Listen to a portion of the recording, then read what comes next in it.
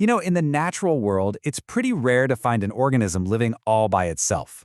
Almost everything exists in groups, interacting, competing, and working together.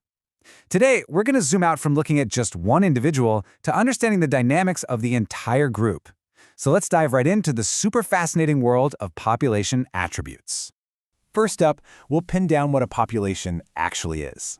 Then, we'll check its vital signs, things like birth and death rates.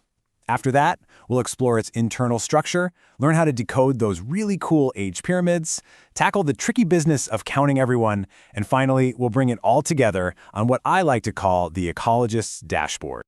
So, let's start with the big question. What exactly is a population? Now, it might sound super straightforward, but in ecology, the definition is actually very, very specific.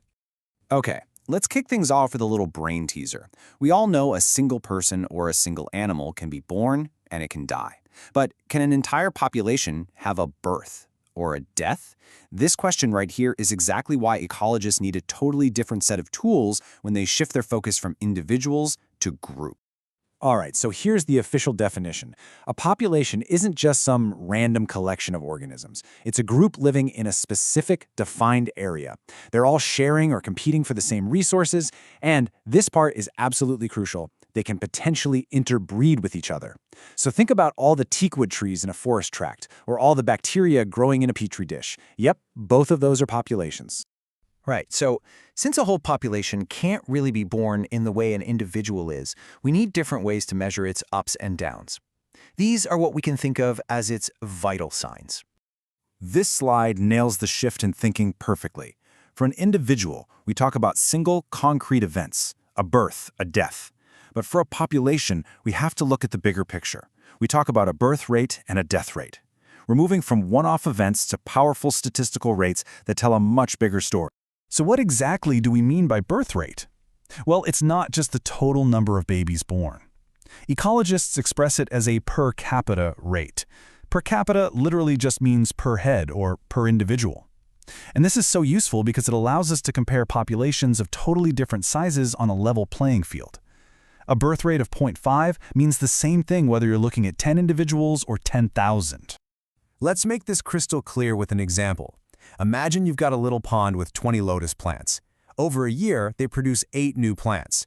So, to get the birth rate, we just take the number of new plants, which is 8, and divide it by the starting population, which was 20, and that gives us 0.4 offspring per lotus per year. See, simple as that. And guess what? The exact same logic applies to the death rate, which is also known as mortality. It's the per capita number of deaths over a certain amount of time. It's a standardized way to measure how quickly a population is losing members, regardless of its total size. Let's try another example, this time in a lab. Say you have a little container with 40 fruit flies buzzing around. In 1 week, 4 of them die. To find the death rate, you just divide the 4 deaths by the initial population of 40. That works out to a death rate of 0.1 individuals per fruit fly per week. Okay, so we've talked about the comings and goings, the births and deaths. But the internal structure of a population, what it's actually made of, is also incredibly important. So 2 of the most important structural attributes are the sex ratio and the age distribution.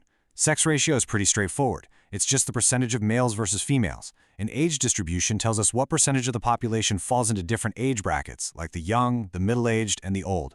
Both of these have massive implications for a population's future. In fact, that idea of age distribution is so powerful that ecologists have developed a fantastic visual tool to represent it, the age pyramid. What's so amazing about these age pyramids is just how much information you can get from a simple shape. An age pyramid plots out the number of individuals in different age groups, usually with males on one side and females on the other. And just by glancing at the overall shape, you can get a snapshot of that population's past, and even a pretty good forecast of its future. Now, to really understand these pyramids, you just need to know the 3 basic age groups they show. At the very bottom, you have the pre-reproductive group. These are the young ones, the future parents. In the middle is the reproductive group, the adults who are currently having offspring. And at the top, you'll find the post-reproductive group, the older individuals who are past their childbearing years. So, have a look at the pyramid on the left, the one labeled expanding. See how wide its base is? That means there's a huge number of young, pre-reproductive individuals. As this massive generation gets older, they'll enter their reproductive years and, boom, the population is set to grow. Now, compare that to the declining pyramid on the right. Its base is really narrow and it's kind of top-heavy. That tells us there are fewer young people and a lot of older, post-reproductive folks, which signals a population that's going to shrink in the future. And then there's the third type, the stable population. In this case, the number of young, pre-reproductive individuals is pretty much in balance with the number of reproductive individuals. The whole structure looks more like a bell or a column than a true pyramid. This suggests that the population size is going to stay more or less the same, because new births are basically just replacing the older generation. Okay, we've looked at rates and we've looked at structure. But what about the most basic question of all? Simply, how many are there? This brings us to population size and density. Now, ecologists usually measure this as population density, which they often represent with a capital N. It's not just a raw number, it's the number of individuals you'd find in a specific amount of space, like per square kilometer on land or per liter in water. But here's an interesting twist. Sometimes, a simple head count can be misleading. For instance, you could have an area with 200 small Parthenium plants, but their total ecological impact might be tiny compared to a single, gigantic banyan tree in that same area. So the context and the type of organism really matter. Because of this, ecologists use a couple of different approaches. Absolute density is a full-on head count. You count every single individual. This works great for something rare and easy to spot, like Siberian cranes at a wetland. But for a lot of species, that's just impossible. So instead, they use relative density, which is more of an estimate.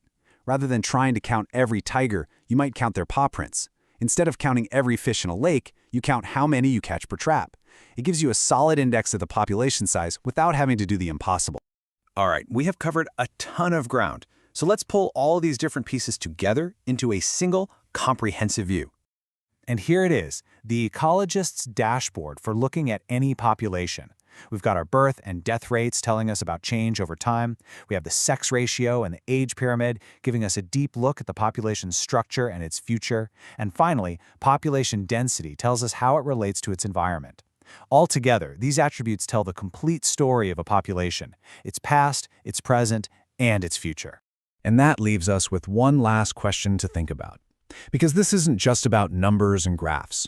Understanding these attributes gives us the incredible power to read the story of a species and even predict its future, whether that's growth, stability, or decline. And that includes our own. So the real question is, what do we do with that knowledge? Thanks so much for tuning in.